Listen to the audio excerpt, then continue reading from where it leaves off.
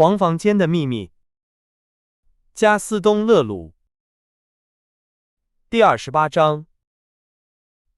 百密一疏，在所难免。一阵喧哗，低语声，喝彩声。亨利·罗伯特律师提出了他的结论，倾向于将案件延期，至下一次补充调查的开庭。检察机关也同意了这一请求，案件延期了。第二天，罗伯特·达尔扎克被临时释放，马蒂厄老爹也得到了不予起诉的结果。人们徒劳地寻找弗雷德里克·拉尔桑，无罪的证据已经确立。达尔扎克先生终于摆脱了那段时期一直威胁着他的可怕灾祸，并在探望了斯坦格森小姐后，希望通过悉心照料，他总有一天能恢复理智。至于那个年轻人鲁莱塔比尔，他自然成了当天的风云人物。当他离开凡尔赛宫时，人群把他高高举起，欢呼着送行。世界各地的报纸都刊登了他的事迹和照片，而他曾采访过许多杰出人物，如今也变得杰出，并接受了采访。我必须说，他并没有因此变得更加骄傲。我们在冒烟的狗饭店兴高采烈地用过晚餐后，一同从凡尔赛返回。在火车上，我开始向他提出一大堆问题，这些问题在晚餐时一直在我嘴边打转，但我没有说出口，因为我知道鲁莱塔比尔不喜欢在吃饭时工作。我的朋友，我对他说，拉尔桑这个案子真是精彩绝伦，堪称与您那英雄般的头脑相匹配。他打断了我，请我说话平静一些，并说他不明白像我这样一位才智出众的人，怎么会因为对他的钦佩而差点陷入愚蠢的深渊。那我就直说了，我有些窘迫地说，刚才发生的一切丝毫没有告诉我您去美国做了什么。如果我没理解错的话，当您最终离开格兰迪耶时，您已经完全弄清了弗雷德里克·拉尔桑的一切。您知道他是凶手，并且对他如何以及何时企图犯罪都了如指掌。完全正确。那您当时没有怀疑什么吗？他问道，岔开了话题。什么也没有。真令人难以置信。但是，我的朋友，您非常小心的没有向我透露您的想法，我不明白我怎么可能洞悉他。当我带着左轮手枪到达格兰迪耶时，就在那个确切的时刻，您已经怀疑拉尔桑了吗？是的。我刚刚完成了对那条无法解释的走廊的推理，但是拉尔桑返回斯坦格森小姐房间的事情，我当时还无法根据发现的那副老花加比眼镜来解释。总之，我的怀疑当时还仅仅是数学层面上的，而拉尔桑是凶手这个想法，在我看来是如此荒谬，以至于我决定等待更可靠的表面迹象，然后再敢于深入思考的表面迹象，然后再敢于深入思考这个想法。尽管如此，这个想法一直困扰着我。有时，我以一种本应引起您注意的方式和您谈论那个警察。首先，我不再把他的诚意视为理所当然，也不再说他错了。我把他的体系说成是一个可悲的体系，几乎是动物性的，而我对他的蔑视，在您的脑海中是针对警察的，在我的脑海中则是针对我怀疑是罪犯的人。记住，当我向您列举所有针对达尔扎克先生的证据时，我说，所有这些似乎都为大弗雷德的假设增加了一些分量。此外，那个假设，我认为是错误的，它会误导您。我用一种本应让您震惊的语气补充道，现在，那个假设真的误导了弗雷德里克·拉尔桑吗？这就是问题所在。这就是问题所在。那些这就是问题所在，本应该让您思考。我所有的怀疑都在那些这就是问题所在之中。真的误导了意味着什么？难道不就是意味着他可能不会误导他，而是注定要误导我们吗？那时我看着您，您颤抖了一下，您没有理解。我为此感到高兴，因为在发现那副加比眼镜之前，我无法将拉尔桑的罪行视为荒谬的假设，但是在发现那副加比眼镜之后，他向我解释了拉尔桑返回斯坦格森小姐房间的原因。想象一下我当时的喜悦和激动吧。哦，我记得很清楚，我像个疯子一样在我的房间里跑来跑去，冲您喊道：“我要狠狠地耍他一下。”这些话当时是对着那个强盗说的。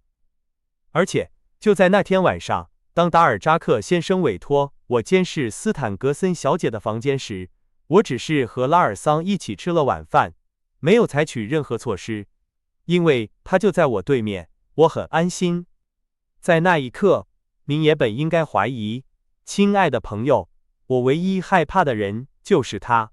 或者，例如，当我们谈论凶手即将到来时，我说：“哦，我完全相信弗雷德里克·拉尔桑今晚会在这里。”但是有一件至关重要的事情本应该立刻让我们完全认清罪犯，一件明确揭露了弗雷德里克·拉尔桑的事情，而我却都错过了。您不会忘记那根手杖的故事吧？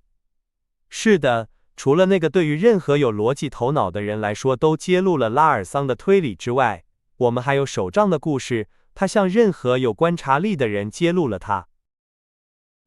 说实话，我很惊讶，在调查期间，拉尔桑没有利用那根手杖来指控达尔扎克先生。案发当晚，不是有一个外貌酷似达尔扎克先生的人买下了那根手杖吗？好吧，今天下午，在拉尔桑乘火车消失之前，我问他为什么没有利用那根手杖。他回答说，他从未打算那么做。在他的想法中，他从未用那根手杖来构想任何针对达尔扎克先生的事情。而在埃皮奈小酒馆的那个晚上，我们让他非常尴尬，因为我们证明了他在对我们撒谎。您知道，他对我们说，他是在伦敦得到那根手杖的，然而商标证明他来自巴黎。为什么？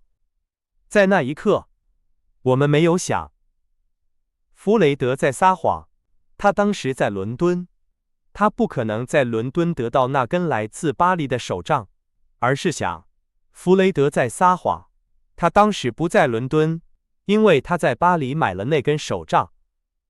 弗雷德是个骗子，因为弗雷德在案发时身在巴黎，这是一个怀疑的起点。然后，在您去卡塞特商店调查之后，您告诉我，那根手杖是由一个穿着打扮像达尔扎克先生的人买的。当我们根据达尔扎克先生自己的话，确信他没有买那根手杖时，当我们通过40号邮局的故事，确信在巴黎有一个人冒充达尔扎克时，当我们问自己，那么是谁？那个伪装成达尔扎克的人，在案发当晚出现在卡塞特商店，购买了一根我们在弗雷德手中发现的手杖。我们怎么会没有停下来想一想？但是如果那个伪装成达尔扎克的陌生人购买了一根弗雷德拿在手中的手杖，是弗雷德本人呢？当然，作为治安总署的特工，他不会受到这样的怀疑。但是，当我们看到大弗雷德顽固地积累针对达尔扎克的证据，疯狂地迫害那个不幸的人，弗雷德那个重要的谎言，他说他在巴黎得到了一根他不可能在伦敦得到的手杖，本应该让我们震惊。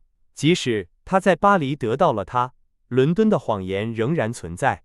每个人都相信他在伦敦，甚至他的上司，而他却在巴黎买了一根手杖。现在，他怎么可能1秒钟都没有把它当作在达尔扎克先生周围发现的手杖来使用呢？这很简单，太简单了，以至于我们都没有想到。